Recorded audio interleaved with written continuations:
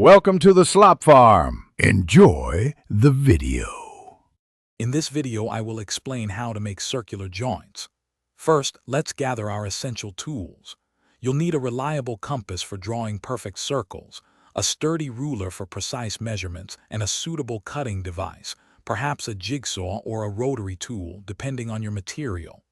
Don't forget to choose the right material, whether it's wood, metal, or plastic. A clean and safe workspace is also crucial for accuracy and safety. Now let's move on to marking and cutting. Begin by using your compass to draw a precise circle on your chosen material. For example, a circle with a diameter of 10 centimeters. Make sure the material is securely clamped to your workbench. This prevents any shifting while you cut. Then, with a steady hand, carefully cut along the marked line. Take your time to ensure a smooth, accurate edge, which is vital for a good joint. After cutting, it's time for shaping and finishing.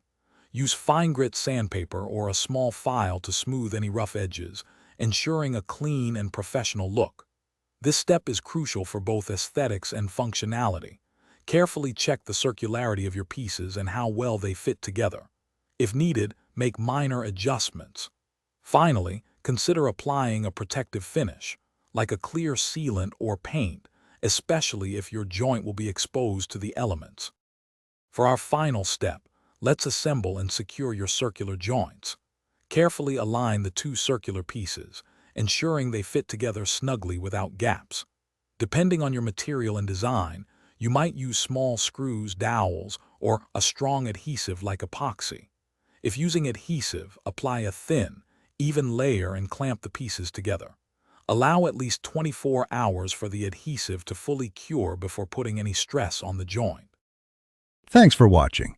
Consider subscribing if we helped you today.